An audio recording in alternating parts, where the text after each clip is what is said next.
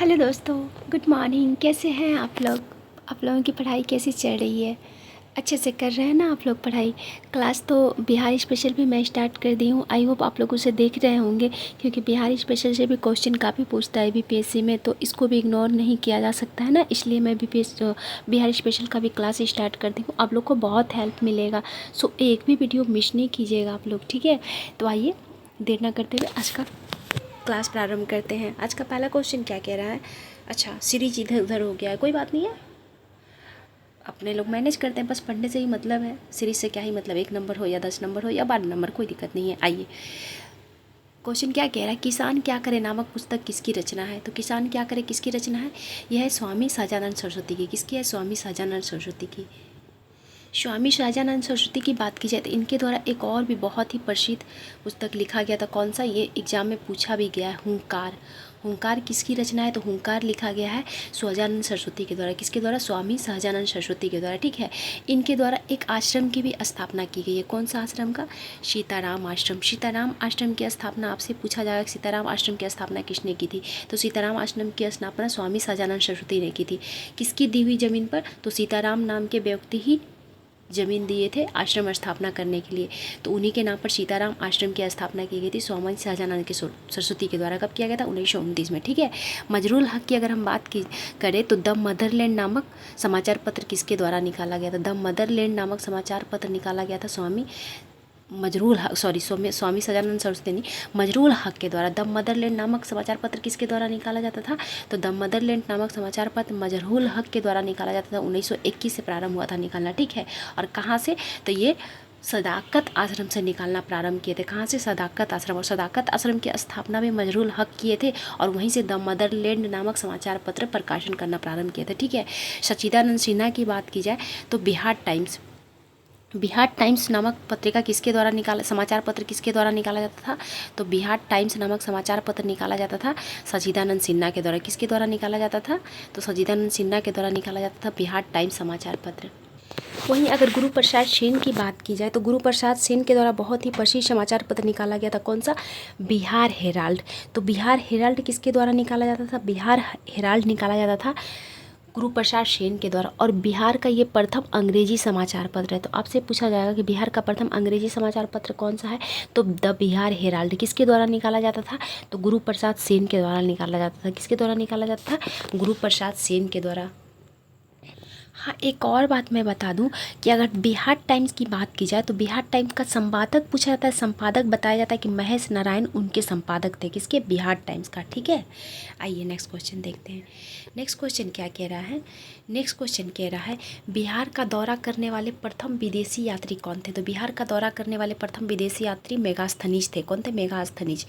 और ये इनके द्वारा एक बहुत ही प्रसिद्ध पुस्तक लिखा गया था। कौन सा? इंडिका। तो आपसे पूछा जाएगा इंडिका नामक पुस्तक किसके द्वारा लिखा गया था? तो इंडिका नामक पुस्तक लिखा गया था मेगास्थनीज के द्वारा। और बिहार का दौरा करने वाला ये प्रथम विदेशी यात्री थे, ठीक है।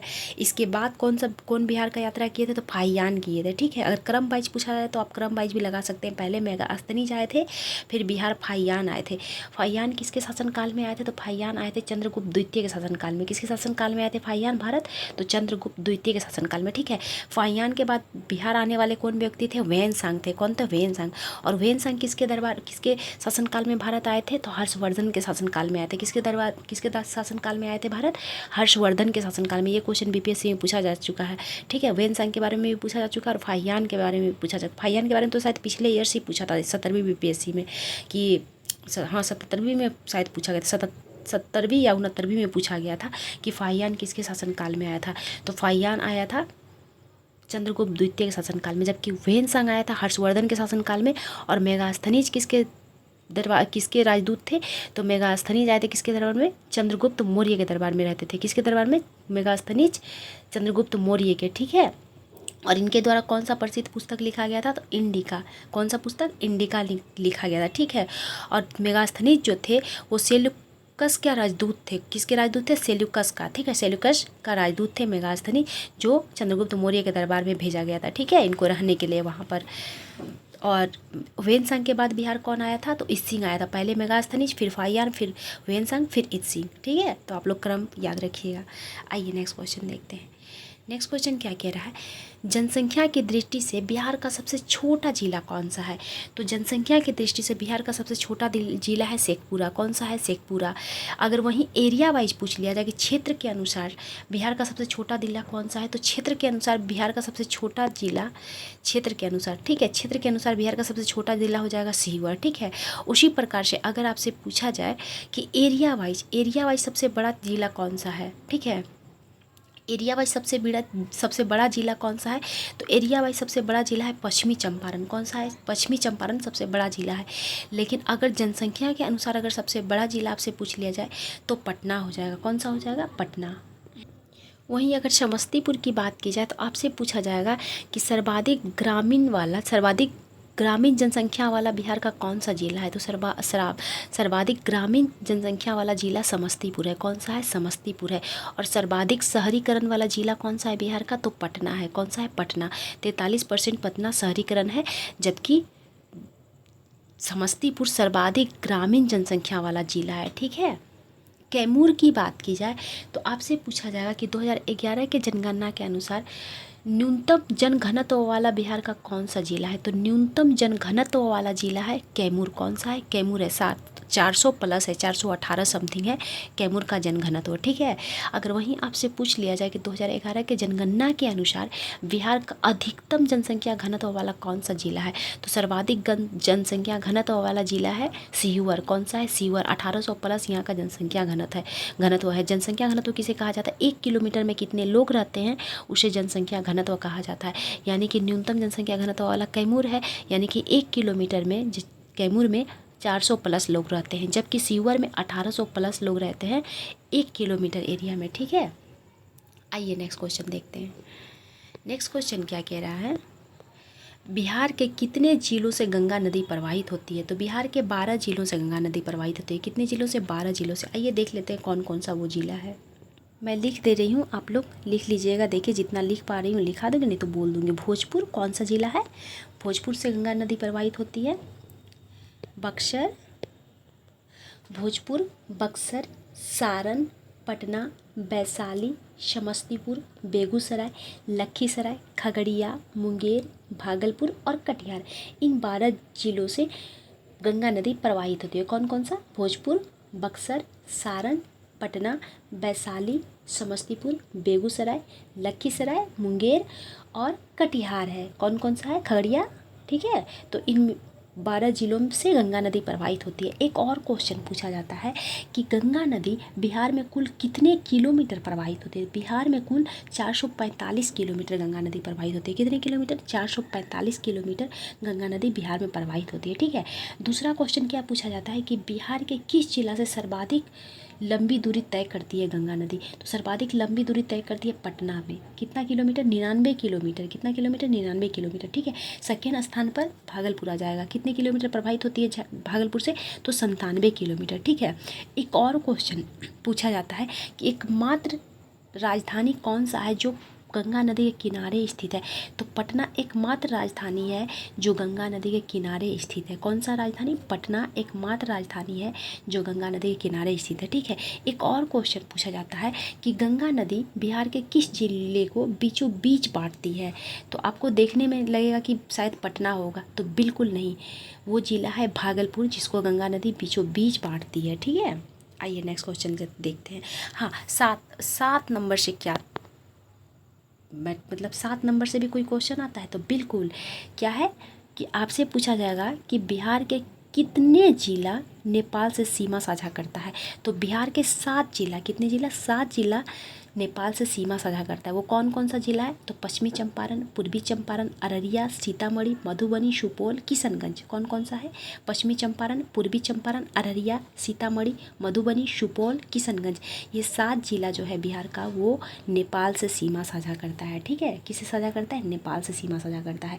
आपसे पूछा जाएगा कि पश्चिम बंगाल से बिहार के कुल कितने जिला साझा करता है सीमा, तो 3 जिला। कौन कौन सा है, किशनगंज, कटिहार, पूर्णिया। कौन सा, किशनगंज, कटिहार, पूर्णिया। एक और क्वेश्चन पूछा जाता है कि यूपी से बिहार का कितना जिला सीमा साझा करता है, तो यूपी से 7 जिला सीमा साझा करता है। कौन कौन सा, पश्चिमी चंपारण, गोपालगंज, रोहतास, कैमूर, सारण, बक्सर, भोजपुर, सिवान। कौन कौन सा है? भोजपुर, बक्सर, सारण, कैमूर, रोहतास, गोपालगंज, पश्चिम चंपारण और सिवान। ये यूपी से सीमा साझा करता है, ठीक है। झारखंड से कुल कितने जिला सीमा साझा करता है बिहार का? तो 8 जिला। कितने जिला? 8 जिला। कौन कौन सा? नवादा, बांका, भागलपुर, कटिहार, गया, जमुई, रोहतास, औरंगाबाद। ये 8 जिला जो है झारखंड से सीमा साझा करता है, ठीक है। आइए नेक्स्ट क्वेश्चन देखते हैं। नेक्स्ट क्वेश्चन क्या कह रहा है? नेक्स्ट क्वेश्चन कह रहा है कि डुंगेश्वरी पहाड़ बिहार के किस जिले में स्थित है? तो डुंगेश्वरी पहाड़ जो है वो गया जिला में स्थित है। कहाँ स्थित है? गया जिला में। गया जिले में और कौन कौन सा पहाड़ है आइए देख लेते हैं। प्रेतशिला। कौन सा? प्रेतशिला। प्रेतशिला पहाड़ी कहाँ स्थित है? तो प्रेतशिला नामक पहाड़ी गया में स्थित है। कहाँ स्थित है? गया में। रामशिला, भूतशिला, ब्रह्मयूनी, ये सब पर्वत कहाँ है? तो ये सब सारे पर्वत कहाँ है? गया में है। कहाँ है? गया में। कौन कौन सा? एक है जेठियान पहाड़ी। जेठियान पहाड़ी भी गया में स्थित है, ठीक है। तो जेठियान पहाड़ी, प्रेतशिला पहाड़ी, रामशिला, भूतशिला, ब्रह्मयोनी, ये सारे पहाड़ी गया में स्थित है, ठीक है। वहीं अगर मुंगेर की बात की जाए तो मुंगेर में कौन सा पहाड़ी है? खड़क सिंह। कौन सा? खड़गपुर पहाड़ी कहाँ स्थित है? तो मुंगेर में है। कहाँ स्थित है? मुंगेर में। और किसके लिए प्रसिद्ध है? तो ये बॉक्साइट के लिए प्रसिद्ध है। किसके लिए प्रसिद्ध है? बॉक्साइट के लिए, ठीक है। राजगीर की अगर बात की जाए तो राजगीर में कौन कौन सा पहाड़ी स्थित है? तो राजगीर में स्थित पहाड़ी है कौन सा? गिरियक की पहाड़ी। कहाँ स्थित है? तो गिरियक की पहाड़ी राजगीर में स्थित है। कहाँ स्थित है? राजगीर में। और कौन सा पहाड़ी है? उदयगिरी, स्वर्णगिरी, रत्नागिरी, वैभवगिरी, विपुलागिरी, ये सब पहाड़ी कहाँ स्थित है? राजगीर में। एक बार मैं फिर बोल दे रही हूँ, आप लोग नोट डाउन कर लीजिएगा।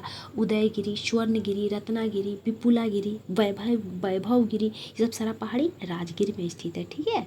और घोड़ा कटोरा झील कहाँ स्थित है? तो घोड़ा कटोरा झील भी राजगीर में स्थित है। कहाँ स्थित है? राजगीर में। राजगीर या नालंदा कुछ हो देगा, नालंदा जिला के अंदर ही राजगीर पड़ता है। तो नालंदा और राजगीर दोनों में से कोई भी दे सकता है आपको कि घोड़ा कटोरा झील कहाँ पड़ता है, तो राजगीर में या नालंदा में, ठीक है। आइए नेक्स्ट क्वेश्चन देखते हैं। नेक्स्ट क्वेश्चन क्या कह रहा है? निम्नलिखित में से किसकी सीमा नेपाल से नहीं लगती है? तो जस्ट मैं बताइए अभी कि नेपाल से सीमा किन किन जिलों का लगता है बिहार का? तो 7 जिलों का लगता है। कौन कौन सा? किशनगंज बिल्कुल लगता है, पश्चिमी चंपारण इसका भी लगता है, सुपौल का भी लगता है। तो किसका नहीं लगता है? पूर्णिया का नहीं लगता। किसका नहीं लगता? पूर्णिया का नहीं लगता। पूर्णिया का सीमा किससे लगता है? तो पश्चिम बंगाल से लगता है। किससे लगता है? पश्चिम बंगाल से, ठीक है। आइए नेक्स्ट क्वेश्चन देखते हैं। किशनगंज की अगर बात की जाए तो किशनगंज से संबंधित एक और क्वेश्चन जान लीजिए। अगर आपसे पूछा जाएगा कि बिहार में सर्वाधिक चाय की खेती कहाँ होती है? तो सर्वाधिक चाय की खेती किशनगंज में होती है। कहाँ होती है? किशनगंज में होती है। बिहार का सबसे पूर्वी जिला कौन सा है? तो बिहार का सबसे पूर्वी जिला भी किशनगंज है, ठीक है। नेक्स्ट क्वेश्चन क्या कह रहा है? आधुनिक बिहार के निर्माता के रूप में किसे जाना जाता है? तो आधुनिक बिहार के निर्माता के रूप में डॉक्टर सच्चिदानंद सिन्हा को जाना जाता है। किसे जाना जाता है? डॉक्टर सच्चिदानंद सिन्हा को। डॉक्टर राजेंद्र प्रसाद को क्या कहा जाता है? तो बिहार का गांधी कहा जाता है। बिहार का गांधी किसे कहा जाता है? तो डॉक्टर राजेंद्र प्रसाद को बिहार का गांधी कहा जाता है, ठीक है।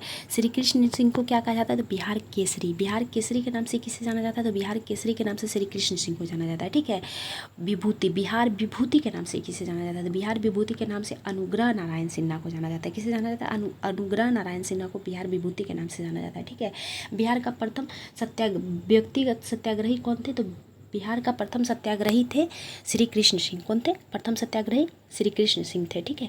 और द्वितीय सत्याग्रही कौन थे? तो बिहार के द्वितीय सत्याग्रही थे अनुग्रह नारायण सिन्हा, ठीक है। नेक्स्ट क्वेश्चन क्या कह रहा है? बिहार क्या कह रहा है? बिहार की समुद्र तल से औसत ऊंचाई कितनी है? तो मीटर में या अच्छा, तो इसमें तो दिया ही नहीं है। बिहार की समुद्र तल से औसत ऊंचाई मीटर में, ठीक है। मीटर में कितनी है? यह छूट गया, मिसप्रिंट है। तो मीटर में कितनी है? मीटर में 53 मीटर है। कितनी है? 53 मीटर। 52.78 समथिंग होता है, तो उसको औसत 53 मीटर ही माना जाता है। अगर वहीं फीट में पूछ लिया जाए कि बिहार की समुद्र तल से औसत ऊंचाई फीट में कितनी है, तो 173 फीट हो जाएगा। कितना हो जाएगा? 173 फीट। फीट में कितना हो जाएगा? तो 73 फीट। 173 फीट है। और मीटर में कितना है? तो 53 मीटर है, ठीक है। आइए नेक्स्ट क्वेश्चन देखते हैं। रबर डैम किस नदी पर स्थित है? तो रबर डैम फल्गु नदी पर स्थित है। किस नदी पर? फल्गु नदी पर। इंद्रावती जलाशय किस पर है? तो इंद्रावती जलाशय किस पर है? इंद्रपुरी जलाशय किस पर है? तो सोन नदी पर है। किस पर है? सोन नदी पर।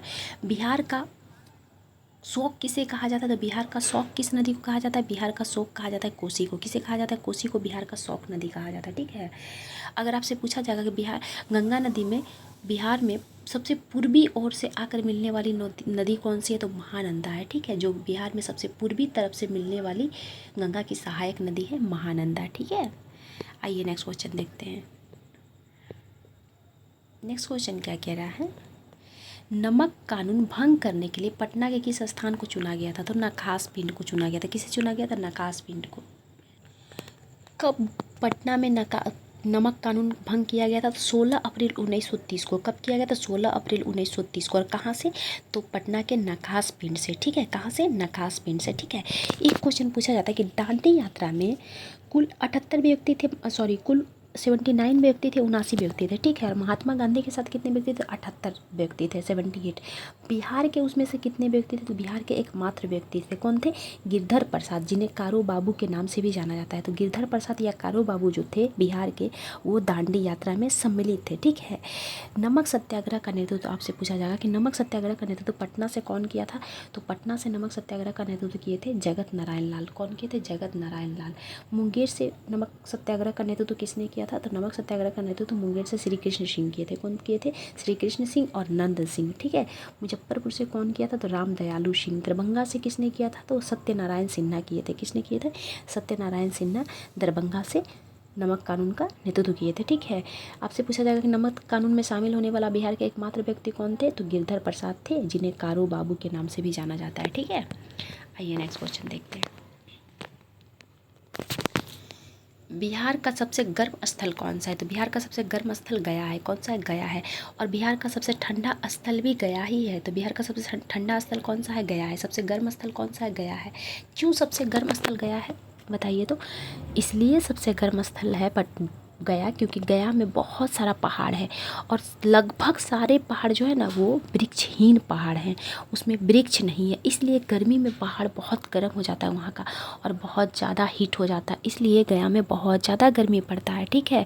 और ठंडा में ठंडा भी बहुत ज़्यादा पड़ता है। तो बिहार का सबसे गर्म स्थल गया है और सबसे ठंडा स्थल भी गया है। ठीक है। आइए नेक्स्ट क्वेश्चन देखते हैं। जहानाबाद की अगर बात की जाए तो आपसे पूछा जाएगा कि बराबर की पहाड़ी कहाँ स्थित है? बराबर की पहाड़ी, जिस पर अशोक ने गुफा बनाकर आजीवक संप्रदाय को दान किया था, तो वो बराबर की पहाड़ी कहाँ स्थित है? तो वो बराबर की पहाड़ी स्थित है जहानाबाद में। ठीक है।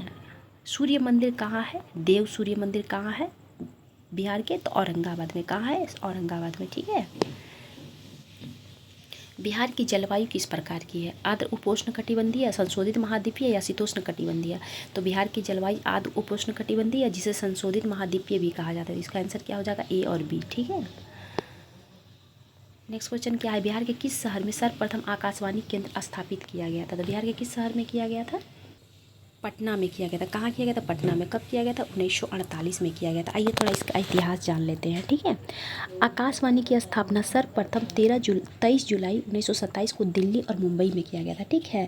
उस समय इसका नाम क्या था? तो उस समय इसका नाम भारतीय प्रसारण सेवा था। क्या था? भारतीय प्रसारण सेवा। ठीक है। 1930 में इसका राष्ट्रीयकरण कर दिया गया और इसका नाम आकाशवाणी कर दिया गया। क्या कर दिया गया? आकाशवाणी कर दिया गया 1930 में इसका नाम। ठीक है। तो आपसे पूछा जाएगा बिहार के किस शहर में आकाशवाणी का प्रथम केंद्र स्थापित किया गया था? पटना में। कब किया गया था? 1948 में। ठीक है। आइए नेक्स्ट क्वेश्चन देखते हैं। झारखंड से पहले बिहार विधान परिषद के सदस्यों की संख्या कितनी थी? तो कितनी थी? 96 थे। कितनी थी? 96। और जब झारखंड अलग हो गया तब बिहार में विधान परिषद की संख्या कितनी बच गई? तो 75 बच गई। ठीक है। झारखंड अलग होने के बाद बिहार विधान परिषद का संख्या कितना हो गया? तो 75 हो गया। ठीक है। अलग होने के बाद, झारखंड अलग होने के बाद बिहार विधान परिषद की संख्या 75 हो गई। बिहार विधान परिषद, आपसे पूछा जाएगा कि बिहार के विधानसभा में सदस्यों की संख्या कितनी होती है? तो 243। कितनी होती है? 243। और बिहार विधान परिषद में तो 75। ठीक है। आपसे पूछा जाएगा कि विधान परिषद भारत के कुल कितने राज्यों में स्थित है? तो विधान परिषद भारत के कुल 6 राज्यों में स्थित है। कितने राज्यों में? 6 राज्यों में। कौन कौन सा है? बिहार है, उत्तर प्रदेश है, महाराष्ट्र है, कर्नाटक है, तेलंगाना है और आंध्र प्रदेश। कौन कौन सा है? बिहार, यूपी, महाराष्ट्र, कर्नाटक, तेलंगाना, आंध्र प्रदेश। ये 6 राज्यों में विधान परिषद वर्तमान में है। ठीक है। मात्र 6 राज्यों में है। ठीक है। और सर्वाधिक बिहार में विधान परिषद सदस्यों की संख्या कितनी है? 75। कितनी है? 75 है, 75। ठीक है, आपसे पूछा जाएगा कि विधान परिषद, किसी भी विधान परिषद में अधिकतम सदस्यों की संख्या कितनी हो सकती है? तो किसी भी विधान परिषद में अधिकतम सदस्यों की संख्या कितनी हो सकती है? विधान उस संबंधित राज्य के विधानसभा का 1/3 सदस्य हो सकता है। कितना हो सकता है अधिकतम? संबंधित राज्य के विधानसभा का एक सदस्य जो है अधिकतम विधान परिषद का सदस्य हो सकता है। और न्यूनतम कितना हो सकता है? तो न्यूनतम 40 हो सकता है। कितना हो सकता है? 40 हो सकता है। ठीक इसी प्रकार से पूछा जाता है कि विधानसभा में अधिकतम सदस्यों की संख्या कितनी हो सकती है? तो किसी भी विधानसभा में अधिकतम सदस्यों की संख्या 500 हो सकती है। कितनी हो सकती है? 500 हो सकती है। और न्यूनतम कितनी हो सकती है? तो 40 हो सकती है। कितनी हो सकती है? 40 हो सकती है। ठीक है, एक क्वेश्चन और पूछा जाता है कि विधान परिषद के सृजन और समाप्ति का वर्णन किस अनुच्छेद में किया गया है? तो अनुच्छेद सिर्फ 69 में किया गया है। किस में किया गया है? 169 में किया गया है। ठीक है, और वहीं अगर आपसे पूछ लिया जाए कि विधान सब परिषद के संरचना का वर्णन किस अनुच्छेद में किया गया है? तो संरचना का वर्णन किया गया है 171 में किया गया है। किस में किया गया है? 171 में किया गया है। जबकि सृजन और समाप्ति का वर्णन 169 में किया गया है। ठीक है, और विधानमंडल का वर्णन किस अनुच्छेद में किया गया है? तो विधान मंडल का वर्णन अनुच्छेद 168 में किया गया है। किस में किया गया है? 168 में किया गया है। जबकि विधान परिषद के सृजन और समाप्ति का जिक्र किया गया 169 में, और संरचना का जिक्र किया गया 171 में किया गया है। ठीक है, तो बिहार विधान परिषद में सदस्यों की संख्या कितनी है? बिहार विधान परिषद में सदस्यों की संख्या 75। बिहार विधानसभा में सदस्यों की संख्या 243 यानी कि 243। बिहार से कुल लोकसभा में कितने सदस्य जाते हैं? तो कुल कितने जाते हैं? कुल जाते हैं 40। कितने जाते हैं? 40। ठीक है, और अगर पूछ लिया जाए कि बिहार से राज्यसभा में सदस्यों की संख्या कितनी जाती है? तो 16। कितने जाते हैं? 16। ठीक है, आइए नेक्स्ट क्वेश्चन देखते हैं। किसने सीताराम आश्रम की स्थापना की थी? तो ये मैं पहले क्वेश्चन में ही जिक्र कर चुकी हूँ कि सीताराम आश्रम की स्थापना किसने की थी? स्वामी सहजानंद ने की थी। किसने की थी? स्वामी सहजानंद ने। और किसकी दी हुई भूमि पर की थी? तो सीताराम नामक व्यक्ति के द्वारा दिया गया जमीन पर सीताराम आश्रम की स्थापना स्वामी सहजानंद सरस्वती के द्वारा किया गया था। ठीक है, मजरूल हक के द्वारा कौन सा आश्रम की स्थापना किया गया था? तो इनके द्वारा सदाकत आश्रम की स्थापना किया गया था। कौन सा आश्रम का? सदाकत आश्रम का। ठीक है, सीताराम आश्रम की स्थापना कब किया गया था? तो 1929 में किया गया था। कहाँ किया गया था? तो बिहटा में किया गया था। कहाँ किया गया था? पटना के बिहटा में किया गया था। ठीक है, जबकि सदाकत आश्रम की स्थापना पटना में ही किया गया था और मजरूल हक के द्वारा किया गया था। किसकी दी हुई भूमि पे? तो खैरू मियाँ के दी हुई भूमि पर किया गया था। किस भूमि पर? खैरू मियाँ की दी हुई भूमि पर मजरूल हक ने सदाकत आश्रम की स्थापना की थी। ठीक है, और इसी सदाकत आश्रम में डॉक्टर राजेंद्र प्रसाद ने अपने जीवन की अंतिम सांसें ली थी। ठीक है, और इसी सदाकत आश्रम से असहयोग आंदोलन के दौरान बिहार विद्यापीठ की स्थापना की गई थी, जिसकी ओपनिंग किसने की थी? जिसकी ओपनिंग महात्मा गांधी के द्वारा 6 फरवरी 1921 को किया गया था। ठीक है, और उसका प्राचार्य किसे बनाया गया था? तो डॉक्टर राजेंद्र प्रसाद को बनाया गया था। किसे बनाया गया था? डॉक्टर राजेंद्र प्रसाद को बनाया गया था। कुलाधिपति किसे बनाया गया था? मजरूल हक को बनाया गया था। कुलपति किसे बनाया गया था? ब्रज किशोर को बनाया गया था। ठीक है, आइए नेक्स्ट क्वेश्चन देखते हैं। बिहार के किस स्थान पर तुतला भवानी झरना स्थित है? तो किस स्थान पर तुतला भवानी झरना स्थित है? ये स्थित है रोहतास में। कहाँ स्थित है? रोहतास में। दरभंगा में कुशेश्वर झील। कुशेश्वर झील कहाँ स्थित है? तो दरभंगा में स्थित है। ठीक है, मुंगेर में भीम बांध झील कहाँ स्थित है? तो मुंगेर में है। ठीक है, कहाँ है? मुंगेर में है। मुंगेर में भीम बांध अभ्यारण्य भी स्थित है। कौन सा? मुंगेर में। तो भीम बांध वन्य जीव अभ्यारण्य कहाँ स्थित है? मुंगेर में स्थित है। ठीक है, आइए नेक्स्ट क्वेश्चन देखते हैं। और कुशेश्वर झील कहाँ स्थित है? दरभंगा में। किस पुराण में गया को असुरों का राजा कहा गया है? तो वायु पुराण में कहा गया। किस में कहा गया? वायु पुराण में कहा गया। ठीक है, मत्स्य पुराण सबसे पुराना पुराण है। सबसे प्राचीन पुराण कौन सा है? तो मत्स्य पुराण है। कौन सा है? मत्स्य पुराण है। ठीक है, एक क्वेश्चन पूछा जाता है गुप्त वंश का वर्णन किस पुराण में किया गया था? तो गुप्त वंश का वर्णन किया गया है। गुप्त वंश की जानकारी हमें मिलती है वायु पुराण से। किससे मिलती है? वायु पुराण से। जबकि मौर्य साम्राज्य की जानकारी हमें किससे मिलती है? तो विष्णु पुराण से मिलती है। किससे मिलती है? विष्णु पुराण से। ठीक है, आइए नेक्स्ट क्वेश्चन देखते हैं। गुल्लक बच्चा बैंक कहाँ स्थित है? तो ये पटना में स्थित है। कब इसकी स्थापना की गई थी? 2009 में स्थापना की गई थी। कब की गई थी? 2009 में। ठीक है, आइए नेक्स्ट क्वेश्चन देखते हैं। असहयोग आंदोलन के दौरान कितने पटना कॉलेज छोड़ा जबकि उसकी परीक्षा केवल 20 दिन बची हुई थी। तो किसने छोड़ा था? वो छोड़ा था जयप्रकाश नारायण ने। किसने छोड़ा था? जयप्रकाश नारायण। उनके एग्जाम को मात्र 20 दिन बचा था जब वो असहयोग आंदोलन के द्वारा कॉलेज को ही छोड़ दिए थे। ठीक है। जयप्रकाश नारायण को किस नाम से जाना जाता है? तो जयप्रकाश नारायण को लोकनायक के नाम से जाना जाता है। किस नाम से? लोकनायक के नाम से। लोकमान्य के नाम से किसे जाना जाता है? तो लोकमान्य के नाम से बाल गंगाधर तिलक को जाना जाता है। ठीक है। और एक क्वेश्चन पूछा जाता है कि जननायक के नाम से किसे जाना जाता है? जननायक के नाम से कर्पूरी ठाकुर को जाना जाता है। ठीक है। लोकनायक के नाम से जयप्रकाश नारायण को जाना जाता है और लोकमान्य के नाम से बाल गंगाधर तिलक को जाना जाता है। ठीक है। श्री कृष्ण सिंह को बिहार विभूति के नाम से किस नाम से जाना जाता है? तो इनको बिहार केसरी के नाम से जाना जाता है। किस नाम से? बिहार केसरी के नाम से। और बिहार विभूति के नाम से किसे जाना जाता है? तो अनुग्रह नारायण सिन्हा को बिहार विभूति के नाम से जाना जाता है। ठीक है। एक क्वेश्चन पूछा जाता है कि गांधी जी ने अपने आत्मकथा माई एक्सपेरिमेंट विथ ट्रूथ में किसे द जेंटल बिहारी कहा था?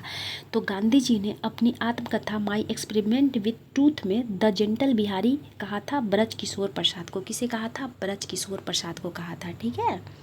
आइए नेक्स्ट क्वेश्चन देखते हैं। तो क्वेश्चन की संख्या आज समाप्त होती है। शायद 20 क्वेश्चन था, 20 क्वेश्चन ख़त्म हो गया। तो बाकी क्वेश्चन हम लोग अगले वीडियो में देखेंगे। Thank you so much. I hope आप लोग ज़रूर देखेंगे और आप लोग को बहुत पसंद आ रहा होगा। किसी भी तरह का कन्फ्यूजन हो, डाउट हो किसी भी क्वेश्चन में तो आप लोग बेहिचक कमेंट कीजिएगा। ठीक है। और किसी सब्जेक्ट पे वीडियो चाहिए तो उसका भी डिमांड आप लोग कीजिएगा। ठीक है। कमेंट कीजिएगा कमेंट बॉक्स में किसी प्रकार के कोई प्रश्न हो तो क्वेश्चन से संबंधित। Okay. Thank you so much. मिलते हैं अगले वीडियो में।